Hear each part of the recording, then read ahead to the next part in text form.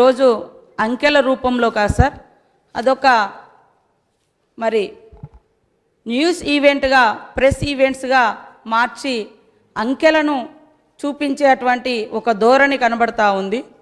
కానీ వాస్తవ రాబడి, వాస్తవంగా ఉన్నటువంటి వనరులు, వచ్చేటువంటి ఆదాయము, మరి దాని ఖర్చులు ఇవన్నీ చూసుకోకుండా ఆ ప్రకటన రాగానే ప్రజలలో చాలా బాగుంది లేదా కేటాయింపులు బాగా ఘనంగా జరిగినాయి అనేటువంటి ఒక ఉత్సాహాన్ని తాత్కాలికంగా ఇచ్చినప్పటికీ ఆచరణలో చూస్తే కేటాయింపులు ఘనంగా ఉంటున్నాయి, కానీ ఖర్చులు చాలా తక్కువగా ఉంటున్నాయి సార్.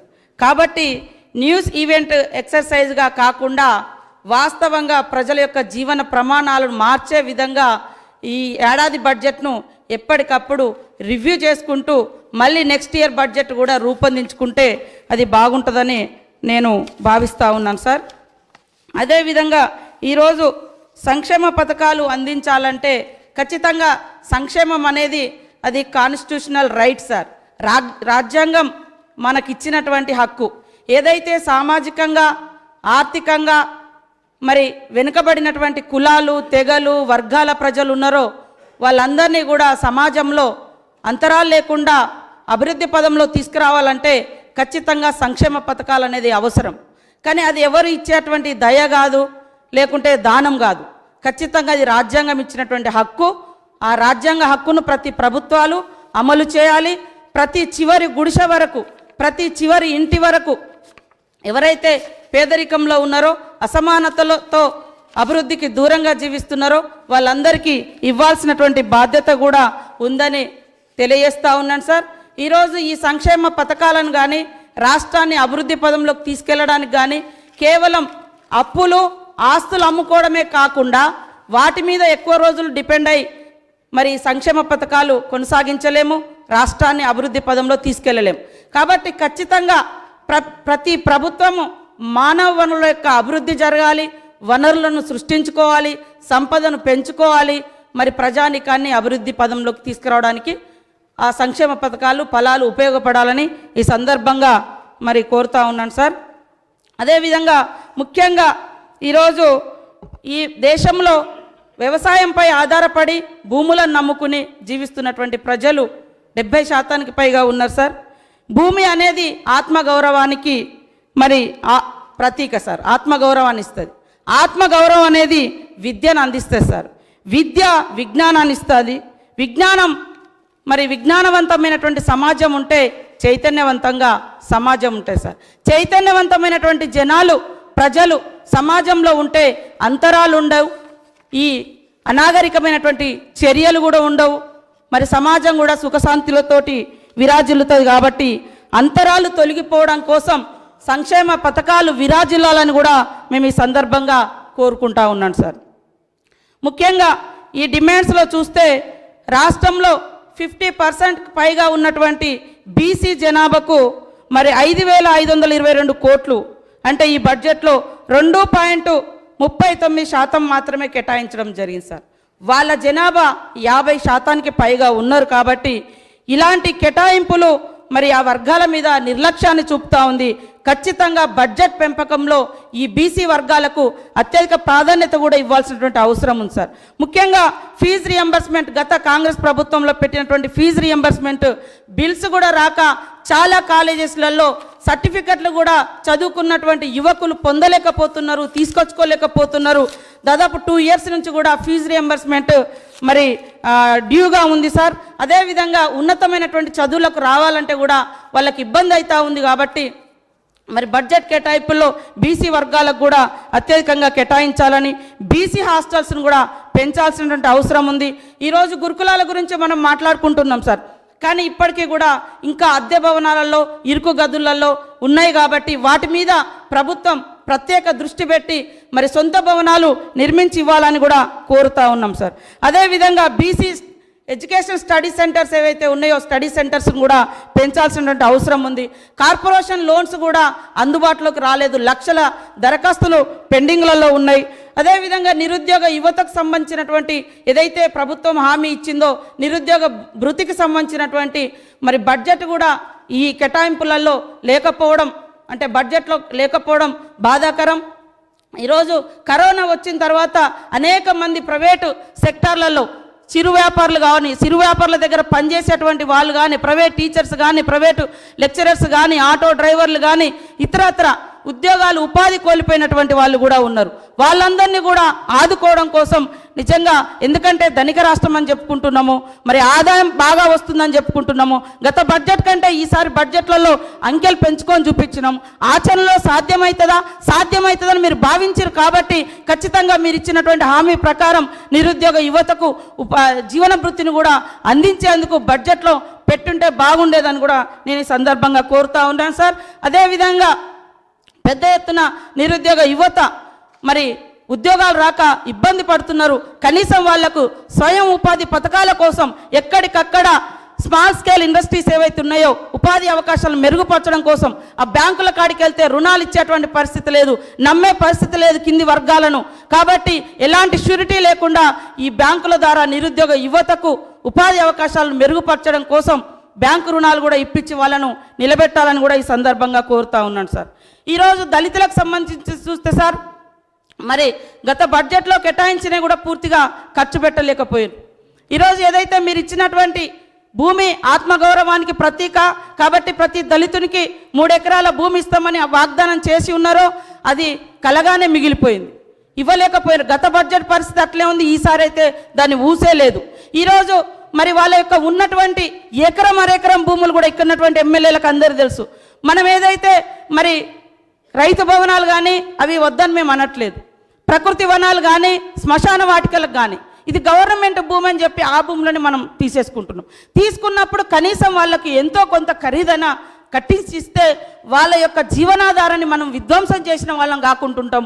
వాళ్ళ ఖరీదిస్తే కనీసం వాళ్ళు ఆ వాటితోటి వేరే వృత్తి అయినా లేదా వేరే ఉపాధిని వెతుక్కుంటారు. కాబట్టి మరి ఈ 3 ఎకరాల భూమికి బదులు కనీసం ఎకరానికి 5 లక్షల రూపాయలు మేము ఎస్సీ ఎస్టీ ఎమ్మెల్యేలందరం కూడా కూర్చొని మాకు ఒక అవకాశం ఇచ్చారు ముఖ్యమంత్రి గారు, మీరు కూర్చొని మీకు ఏం కావాలో డిసైడ్ చేసుకోండి అని ఆ రోజు మేము అందరం కూడా ప్రతిపాదించినాం.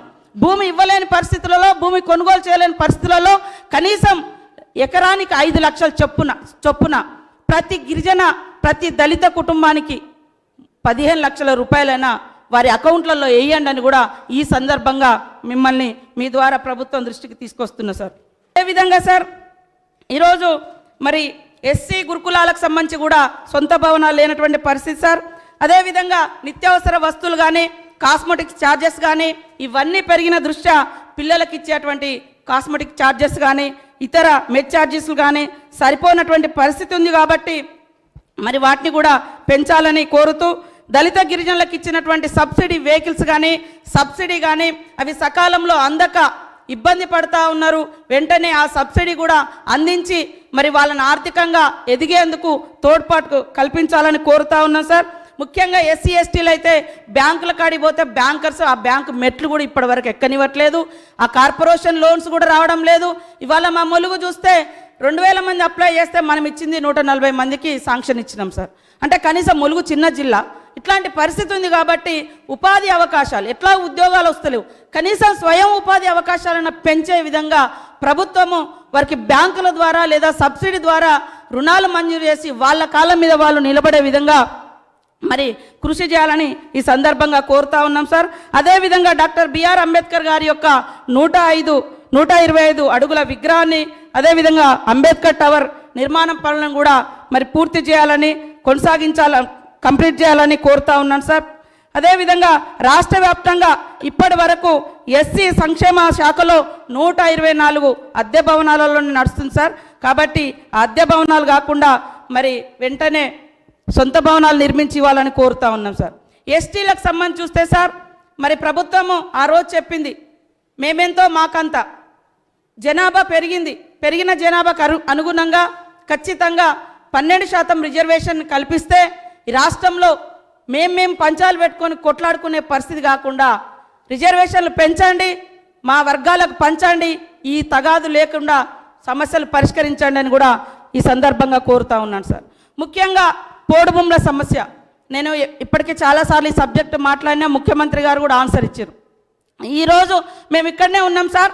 పాకాల చెరులో కనీసం చేపలు పట్టుకోవడానికి కూడా మా జనాలను చేపల వేట అనేది గిరిజన జీవితాలలో, ఆదివాసీ జీవితాలలో అదొక హక్కు సార్, సాంప్రదాయక హక్కు. ఆ పక్కనే మా ఊర్లు ఉన్నాయి, కనీసం భూములు మునిగిపోతుంటాయి, ఇల్లు మునిగిపోతుంటాయి. చేపలు పట్టుకుంటే వలలు తీసుకొచ్చి ఫారెస్ట్ వాళ్ళు కాలబెడతా ఉన్నారు. వాగులలో చేపలు పట్టుకోవద్దు, కరెంటు లైన్ వేసుకోవద్దు, రోడ్ వేసుకోవద్దు. లెఫ్ట్ వింగ్ కింద రోడ్లు శాంక్షన్ అయ్యి 3 సంవత్సరాలు 2 సంవత్సరాలుగా వస్తుంది. కనీసం బీటీ రోడ్ రెన్యువల్ కూడా చేసుకొనియట్లేదు. మేము ఆఫీసుల చుట్టూ ఎన్నిసార్లు తిరగాలి సార్? కాబట్టి ఈ యొక్క పోడు భూముల సమస్య, తర్వాత డెవలప్మెంట్ను అడ్డుకుంటున్నటువంటి ఫారెస్ట్ అధికారులకు ఒక గైడ్లైన్స్ ఇవ్వండి, ట్రంచులు కొట్టకుండా ఆపండి.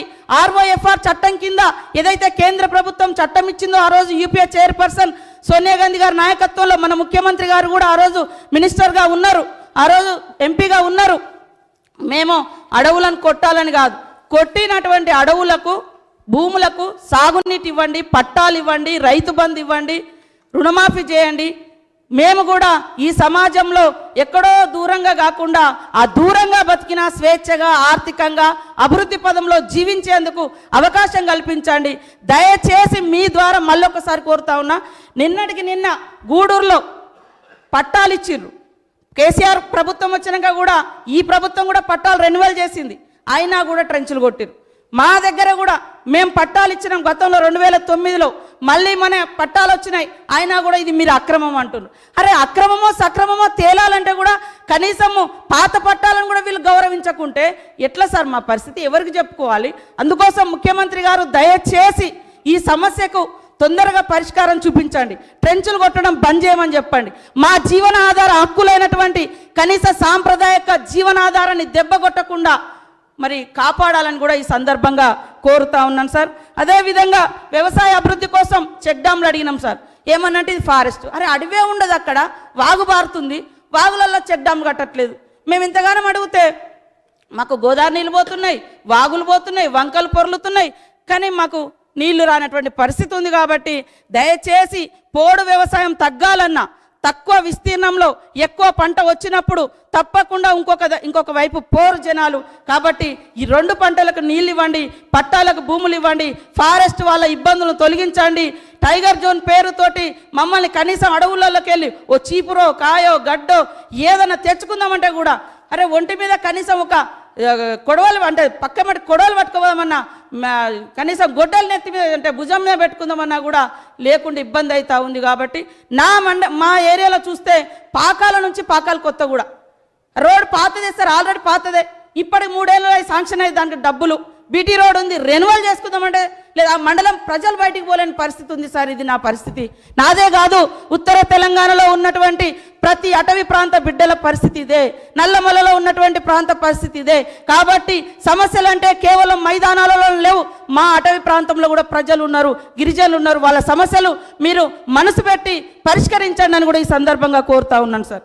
అదేవిధంగా ఎడ్యుకేషన్కి సంబంధించి కూడా సార్, మరి గతంలో ఉన్నటువంటి వసతి గృహాలను ఆశ్రమ పాఠశాలలుగా మార్చడం జరిగింది, కానీ వాటికి ఇప్పటి వరకు కూడా సొంత భవనాలు కానీ, రెగ్యులర్ స్టాఫ్ కానీ ఇవన్నీ కూడా లేక ఇబ్బంది పడతా ఉన్నారు. వాటిని కూడా మరి రెగ్యులర్ స్టాఫ్ చేయాలని కూడా ఈ సందర్భంగా కోరుతా ఉన్నాం సార్. ములుగులో గిరిజన యూనివర్సిటీ శాంక్షన్ అయింది, కానీ ఇప్పటి వరకు కూడా ఎలాంటి పురోగతి లేదు. ప్రభుత్వం ప్రత్యేక శ్రద్ధ పెట్టి ఏదైతే విభజన చట్టంలో మనకు కేంద్ర ప్రభుత్వం ఇచ్చినటువంటి హామీలు దానిలో భాగమే ఈ ములుగు యూనివర్సిటీ కాబట్టి, గిరిజన యూనివర్సిటీ కాబట్టి తప్పకుండా ప్రభుత్వము ముందుకెళ్ళి సాధించే విధంగా ముఖ్యమంత్రి గారు కృషి చేయాలని కూడా ఈ సందర్భంగా కోరుతా ఉన్నాను సార్. చాలా దారుణమైనటువంటి పరిస్థితి, ఇళ్ళ పరిస్థితి సార్ గిరిజన ప్రాంతాలలో. అసలు ఎటన్నా అడిగి పోయి ఒక పొరక తెచ్చుకుందామన్నా పర్మిషన్ లేదు, ఇల్లు కట్టుకుందామంటేనేమో పెరిగిన రేట్లు, మరి ఐరన్, సిమెంటు, కనీసం ఊరు బంధం బట్టి వాగు బారుతుంది, ఆ వాగులో ఇసుక తెచ్చుకొని టాయిలెట్ కట్టుకోవడానికి కూడా మాకు పర్మిషన్ లేదు. ఇంత అష్ట దిగ్బంధంలో మా ప్రాంత ప్రజలు, ఈ రాష్ట్రంలో ఉన్నటువంటి గిరిజన ప్రాంత ప్రజలు జీవిస్తూ ఉన్నారు. మనసు పెట్టి ముఖ్యమంత్రి గారు ఆలోచించాలని కోరుతా ఉన్నాను సార్. జీవో నెంబర్ 3 కూడా రద్దయి ఉపాధి ఉద్యోగ అవకాశాలు లేక నిరుద్యోగ యువకులు గ్రామాలలో నిస్సహాయ స్థితిలో ఉన్నారు. వాళ్ళని ఆదుకోవడం కోసం ఆ సమస్యను కూడా వెంటనే పరిష్కరించాలని కోరుతా ఉన్నాను సార్. ఎస్సీ ఎస్టీలకు మరి సీనియారిటీ ప్రమోషన్స్ ఉన్నాయి సార్. ఎస్సీ ఎస్టీ ఉద్యోగులకు సంబంధించినటువంటి సీనియారిటీ ప్రకారం ప్రమోషన్స్ ఏవైతే ఉన్నాయో మా ఎస్సీ ఎస్టీలలో ఉండేటువంటి వాళ్లకు సీనియారిటీ ప్రమోషన్లో మాత్రమే పరిమితం చేస్తూ ఉన్నారు. జనరల్ వాళ్ళతో కూడా మా వాళ్ళకు ఎస్సీ ఎస్టీల వాళ్ళకు మరి రిజర్వేషన్లలో అంటే సీనియారిటీ ఎక్కువ ఉన్నా కూడా వాళ్ళను ప్రమోట్ చేయడం లేదు. కాబట్టి ఈ ఎస్సీ ఎస్టీ సమస్య ఏదైతే ఉద్యోగుల సమస్య ఉందో ప్రమోషన్ ఇన్ సీనియారిటీస్ అది కూడా మరి సానుభూతితో ఆలోచించి అది ఒక హక్కుగా మరి అమలు చేయాలని ఆల్రెడీ జీవో కూడా ఉంది కాబట్టి అమలు చేయాలని కోరుతా ఉన్నాం సార్. అదేవిధంగా సిఆర్టీలను చాలా సంవత్సరాలుగా ట్రైబల్ వెల్ఫేర్ హాస్టల్స్లలో మా డిపార్ట్మెంట్లో టీచర్స్గా పనిచేస్తున్నటువంటి సిఆర్టీలను కూడా రెగ్యులరైజ్ చేయాలని కూడా ఈ సందర్భంగా కోరుతా ఉన్నాను సార్. అదేవిధంగా సంవత్సరాల తరబడి డెలివేజ్ వర్కర్స్గా కాంటిజెంట్ వర్కర్స్గా పనిచేస్తున్నటువంటి హాస్టల్లో పనిచేస్తున్నటువంటి వర్కర్స్ను కూడా పర్మనెంట్ చేయాలని కోరుతున్నాను సార్. అదేవిధంగా మరి హాస్టల్స్ కొంత మేరకు ఉన్నాయి. ఏదైనా హయ్యర్ ఎడ్యుకేషన్ కోసం హైదరాబాద్కో లేకుంటే ఇతర మెయిన్ పట్టణాలకు వచ్చినప్పుడు వాళ్ళకు ఉండడానికి కష్టంగా అవుతుంది అటవీ ప్రాంతాల నుంచి వచ్చేటువంటి బిడ్డలకు. కాబట్టి హాస్టల్ వసతులు కూడా ఎక్కువ ఏర్పాటు చేయాలని కోరుతూ ఈ ఫారెస్ట్ సమస్యలన్నీ కూడా పరిష్కరించడం కోసం ఒక స్పెషల్గా ఒక ఐఏఎస్ ఆఫీసర్ని కేటాయించండి. మేము మా రోడ్డు కావాలి, పర్మిషన్ లేదు, ఎక్కడికి పోవాలి, చెన్నై పోవాలి, వైల్డ్ లైఫ్ ఢిల్లీ పోవాలి. మరి మేము ఇక్కడి వరకు అయితే పోగలుగుతాం సార్, కాంట్రాక్టర్లను వెంట పెట్టుకొని పోతున్నాం, తిరుగుతున్నాం జనాల ఇబ్బందులు చూసి. కాబట్టి దృష్టిలో పెట్టుకొని వెంటనే ఒక స్పెషల్ ఆఫీసర్ను కేటాయించాల్సిందిగా కోరుతా ఉన్నాం సార్. ముఖ్యంగా పౌర సరఫరాల సివిల్ సప్లై సార్, సివిల్ సప్లైకి సంబంధించి చూస్తే కరోనా కష్టకాలంలో రేషన్ కార్డ్స్ ఉన్నటువంటి వాళ్ళకే మనం బియ్యం ఇచ్చినాం సార్. బయట వాళ్ళకు అందరికి ఇచ్చారు, కానీ రేషన్ కార్డులు లేక చాలామందికి బియ్యం అందలేదు. దాదాపుగా 3 సంవత్సరాలుగా రేషన్ కార్డ్స్ ఎవరికి రావడం లేదు. ఒక అమ్మాయికి పెళ్ళి అయితే అమ్మాయి ఇంట్లో నుంచి పోగానే అమ్మాయి పేరు డిలీట్ చేస్తున్నారు, అత్తగారింటికి పోయిన తర్వాత యాడ్ చేయట్లేదు. కాబట్టి ఆరోగ్యశ్రీ రావాలన్నా ఇతరత్ర పథకాలు అందాలన్నా రేషన్ కార్డుతో ముడిపడి ఉన్నటువంటి సమస్య. కాబట్టి మరి ఆహార భద్రత హక్కుగా ఖచ్చితంగా ఈ కార్డ్స్ ఇవ్వాల్సిన అవసరం ఉందని కూడా ఈ సందర్భంగా తెలియజేస్తూ ఉన్నాను సార్. ధరలు కూడా విచ్చలవిడిగా ధరలు పెరుగుతున్నాయి. పెరుగుతున్నటువంటి నిత్యావసర వస్తువుల ధరల మీద ప్రభుత్వం అదుపు ఉండాలి సార్. ఖచ్చితంగా కాంగ్రెస్ ప్రభుత్వ హయాంలో ఇచ్చిన విధంగా 9 రకాల సరుకులను మరి ప్రజలకు అందించే విధంగా చర్యలు తీసుకోవాలని, ఈ యొక్క బడ్జెట్లో మరి పెన్షన్కి సంబంధించి బడ్జెట్ తగ్గించారు తప్ప మరి మీరే ఇచ్చారు 57 సంవత్సరాలకు మేము పెన్షన్ ఇస్తామని. 57 కాదు కదా సార్, ఈ 3 ఏళ్ల నుంచి కొత్త పెన్షన్ యాడ్ అవుతలేదు. వితంతులు, వికలాంగులు, మరి అదేవిధంగా పెద్ద మనుషులు, ఇంకా ఇతరత్ర కూడా చాలామంది ఉన్నారు. దీనికి ఒక సర్టన్ టైం అని కాకుండా నిరంతర ప్రక్రియగా నూతన పెన్షన్స్ కానీ రేషన్ కార్డ్స్ కానీ ఇచ్చే విధంగా చర్యలు తీసుకోవాలని కోరుతా ఉన్నాను సార్. అదేవిధంగా మహిళలపై పెరుగుతున్న అత్యాచారాలు కూడా మరి మనకు స్పష్టంగా కనబడతా ఉంది. కఠినమైనటువంటి చర్యలు తీసుకోవాలి. మహిళలకు ఉపాధి అవకాశాలు కూడా పెంచాల్సిన అవసరం ఉంది. నూతనంగా అంగన్వాడీ సెంటర్స్ కూడా ప్రవేశపెట్టాలి, నెలకొల్పాలి. ఏదైతే చాలా మారుమూల ప్రాంతాలలో సరైనటువంటి పోషకాహారం లేక మరి చిన్నపిల్లలు ఇబ్బంది పడుతూ ఉన్నారు. కాబట్టి అంగన్వాడీ సెంటర్స్ కానీ నూతన అంగన్వాడీ భవనాలను కానీ నిర్మించాలని కోరుతా ఉన్నాను సార్. మహిళలను గౌరవించే విధంగా, మహిళలను చిన్న చూపు చూస్తున్నటువంటి ఈ పురుషాధిపత్య భావజాలాన్ని తగ్గించే విధంగా ఖచ్చితంగా తరగతి గదులలోనే మహిళలను గౌరవించే సంస్కృతి సాంప్రదాయాలు విద్యా రూపంలో నేర్పించే విధంగా ఈ రాష్ట్ర ప్రభుత్వము మరి తరగతి గదులలో మహిళలకు గౌరవించేటువంటి విద్యాబుద్ధులు నేర్పించే విధంగా ప్రభుత్వం ఒక పాఠం పెట్టాలి, లెసన్ పెట్టాలని కూడా ఈ సందర్భంగా కోరుతా ఉన్నాను సార్. వికలాంగుల యొక్క స్వయం సమృద్ధికి మరి విరివిరిగా వాళ్ళకు ఉపాధి అవకాశాలు కల్పించడం కోసం లోన్స్ కూడా ఇవ్వాలని కోరుతా ఉన్నాను సార్. కరోనాతో నష్టపోయినటువంటి వర్గాలకు అందరికీ కూడా మరి ఆదుకోవాలని, ముఖ్యంగా మైనార్టీలు కరోనా కష్టకాలంలో కూడా చాలా నష్టపోయారు. మరి వాళ్లకు షాపులు బంద్ అయ్యి బయటికి రాలేక, బయట కూలి పని చేసుకోలేక లేడీస్ ఉంటారు. కాబట్టి అలాంటి వారిని మరి ఆదుకోవాల్సిన అవసరం ఉంది. వారికి ఇస్తానన్నటువంటి 12% రిజర్వేషన్ కూడా కలగానే మిగిలింది. గురుకులాలు కూడా, ఈ మైనార్టీ గురుకుల పాఠశాలకు కూడా సొంత భవనాలు లేవు సార్. మరి అక్కడున్నటువంటి యూత్కు కూడా ఉపాధి అవకాశాలు కల్పించాలి. బ్యాంక్స్ నుంచి ఫ్రీగా ఎలాంటి సెక్యూరిటీ లేకుండా, ఎలాంటి ష్యూరిటీ లేకుండా లోన్స్ ఇచ్చే విధంగా కృషి చేయాలని కోరుతా ఉన్నాను సార్. ముఖ్యమంత్రి గారు కరోనా కష్టకాలంలో మరి ఏదైతే మనకు మొన్న లేటుగా ఒప్పుకోవడం జరిగింది, ఏది కరోనాను ఆరోగ్యశ్రీలో చేరుస్తాను, ఈ రోజు వరకు ఆరోగ్యశ్రీలో చేర్చలేదు. దయచేసి ఇప్పుడు కూడా మళ్ళీ కరోనా విజృంభిస్తూ ఉంది, లక్షల రూపాయలు ఖర్చు పెడతా ఉన్నారు, పేదలకు కష్టంగా మారింది. కాబట్టి ఇది అత్యంత ముఖ్యమైనటువంటి అంశం. వెంటనే కరోనాను ఆరోగ్యశ్రీలో చేర్చి ఆరోగ్యశ్రీలో చేర్చి ఆదుకోవాలని కూడా ఈ సందర్భంగా కోరుతా ఉన్నాను సార్. కరోనా కష్టకాలంలో మరి మెడికల్ ఏదైతే ఉన్నారో మెడికల్ స్టాఫ్ ఏఎన్ఎంలు కానీ ఇతరత్ర కానీ మనము తాత్కాలికంగా ఆయా జిల్లాల వారీగా తీసుకున్నాం సార్. ఇప్పుడు వాళ్ళని ఆయా జిల్లాల నుంచి తొలగించారు. వాళ్ళకు వేరే జీవనోపాధి లేదు. కష్టకాలంలో వాళ్ళు ప్రాణాలను తెగించి పనిచేసారు కాబట్టి ఖచ్చితంగా వాళ్ళను మళ్ళీ విధుల్లోకి తీసుకోవాల్సిందిగా ఈ సందర్భంగా కోరుతా ఉన్నాం సార్. అదేవిధంగా ఫీల్డ్ అసిస్టెంట్లను సస్పెండ్ చేశారు, వాళ్ళను కూడా విధుల్లోకి తీసుకోవాలి సార్. ఈ కష్టకాలంలో వాళ్ళకి ఎలాంటి ఉపాధి లేక ఆత్మహత్యలు చేసుకుంటున్నటువంటి పరిస్థితి ఉంది. విలేజ్ సెక్రటరీస్కి ఏమో అదనపు భారం పడుతుంది, ఉద్యోగ భద్రత లేదు, జీతాలు తక్కువ ఉన్నాయి. ఆశా వర్కర్లకు సంబంధించి చూస్తే సార్ పక్క రాష్ట్రంలో 10,000 ఇస్తున్నారు, మన రాష్ట్రంలో ఓ ఫిక్స్డ్ అమౌంట్ లేకపోవడంతో ఇబ్బంది పడుతూ ఉన్నారు. కాబట్టి మరి వాళ్ళను కూడా ఆదుకోవాలని ఈ సందర్భంగా కోరుతా ఉన్నాను సార్. అదేవిధంగా నూతనంగా కలెక్టరేట్ భవనాలు సార్ నిర్మించారు కానీ అవి ఇంకా పూర్తి స్థాయిలో అందుబాటులోకి రాలేదు. పరిపాలనా భవనాలు మనం జిల్లాలు చేసుకున్నదే పరిపాలనా సౌలభ్యం కోసం కాబట్టి ఖచ్చితంగా పరిపాలనా భవనాలు అందుబాటులోకి రావాలి. మా ములుగు లాంటి నియోజకవర్గ జిల్లాలో కనీసం కలెక్టరేట్ లేదు, సిబ్బంది పూర్తి స్థాయిలో లేదు, కనీసం మాకొక RTC bus stand bus depot కూడా లేదు సార్. మీ ద్వారా మరి ప్రభుత్వాన్ని కోరుతా ఉన్నాం సార్. రైతులకు సంబంధించి రుణమాఫీ కూడా పూర్తి స్థాయిలో రుణమాఫీ జరగాలి సార్. అదేవిధంగా ల్యాండ్ అక్వైజేషన్ జరిగినప్పుడు ఇవాళ మా దగ్గర రామప్ప నుంచి లక్నవరానికి ఒక కెనాల్ శాంక్షన్ అయింది సార్, కానీ 80,000 రూపాయలు మాత్రమే ఎకరానికి ఇస్తూ ఉన్నారు. ఇది రాష్ట్రంలో ఇందాక మునుగోడులో కూడా ఇలాంటి సమస్యలు ఉన్నాయి సార్, చాలా చోట్ల ఉన్నాయి. కాబట్టి జనరల్ అవార్డు అనేది చాలా తక్కువ ఇస్తూ ఉన్నారు. అలాంటి సమస్యను అర్థం చేసుకొని రైతులను ఆదుకునే విధంగా ల్యాండ్ పోగొట్టుకుంటున్నారు కాబట్టి వాళ్ళను మరి పూర్తి స్థాయిలో ఆదుకునే విధంగా వాళ్లకు నష్టపరిహారం చెల్లించాలని కూడా ఈ సందర్భంగా కోరుతా ఉన్నాను సార్. అదేవిధంగా డబల్ బెడ్రూమ్లకు సంబంధించి చూస్తే సార్ మొత్తంగా ఈరోజు ఆత్మగౌరవానికి ప్రతీక మన వాళ్ళు ఎక్కడ పడుకోవాలి, అల్లుడెక్కడ బిడ్డెక్కడ అని మీరే చెప్పారు. కానీ 7 సంవత్సరాల కాలంలో 52,425 ఇండ్లు పూర్తి చేసినట్టుగా చెప్తాను సార్. 52,000 అంటే లక్షలాది మంది ఇండ్ల కోసం ఎదురు చూస్తూ ఉన్నారని సాక్షాత్ మీ సభ్యులు కూడా మాట్లాడుతున్నారు. కాబట్టి ఇలాంటి వాటి మీద కూడా ప్రత్యేక దృష్టి పెట్టి ఇండ్ల నిర్మాణము సకాలంలో నిర్మించండి. పాత ఇండ్లకు ఏదైతే నిర్మాణంలో ఉన్నాయో వాటికి బిల్లులను చెల్లించండి.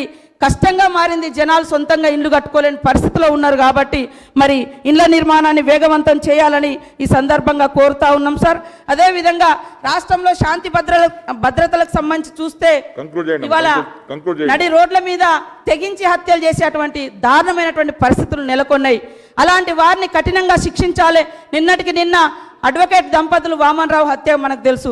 గతంలో పరువు హత్యల పేరుతోటి, ప్రేమ హత్యల పేరుతోటి హైదరాబాద్ లాంటి నగర నడిబొడ్డున కూడా హత్యలు జరిగినాయి. కాబట్టి కఠినంగా చర్యలు తీసుకోవాలి, శాంతి భద్రతలను కాపాడాలని కూడా ఈ సందర్భంగా కోరుతా ఉన్నాను సార్. ముఖ్యంగా పోలీస్ స్టేషన్ పోతే ఎస్ఐలు ఎక్కువ శాతం మరి సెక్యూరిటీ పేరుతోటి బయట విఐపీలకు జెడ్పీటీసీ నుంచి మొదలు పెడితే మంత్రుల చుట్టే తిరుగుతూ ఉన్నారు. అది కొద్దిగా తగ్గించి కనీసం ఎమ్మెల్యేల చుట్టూ తిరగటోళ్ళని ఏమంటే వాళ్ళని పెట్టేయండి.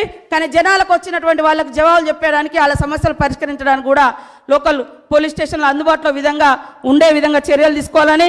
మరి గతంలో పోలీసులకు వారాంతరపు సెలవులు కూడా ఇస్తా అన్నారు సార్ డిపార్ట్మెంట్ వారికి, ఇంతవరకు అది అమలు కాలేదు. మొన్నటికి మొన్న కరోనాతో ఎంతోమంది పోలీస్ అధికారులు, పోలీస్ సిబ్బంది చనిపోయారు. మన దగ్గర అసెంబ్లీ కాడ వాళ్ళు విధులు నిర్వర్తించినటువంటి వాళ్ళకు కూడా మనం భోజనం పెట్టలేకపోయినాం సార్. వాళ్ళు ఎక్కడో బయట పోయి భోజనం చేశారు కరోనా కష్టకాలంలో. కాబట్టి ఇవన్నీ కూడా దృష్టిలో పెట్టుకొని మరి శాంతి భద్రతలను కాపాడుకుంటూ మహిళల మీద జరుగుతున్నటువంటి అత్యాచారాలు నిరోధించే విధంగా సకాలంలో చర్యలు తీసుకుంటూ మరి ఈరోజు అందరికీ కూడా మరి శాంతి ఉండాలంటే ఒకరిద్దరికే సెక్యూరిటీ కాదు సార్, ప్రజల యొక్క సమస్యలు కూడా పరిష్కరించే విధంగా కృషి చేయాలని ఈ సందర్భంగా కోరుతా ఉన్నాను సార్.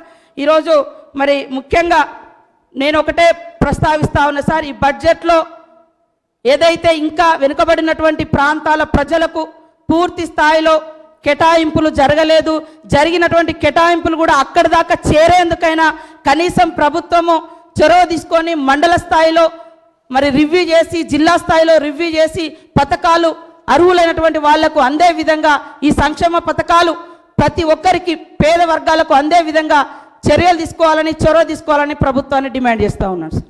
హాయ్ ఫ్రెండ్స్, మా టుడే టుమారో యూట్యూబ్ ఛానల్ చూస్తున్నందుకు చాలా థ్యాంక్స్.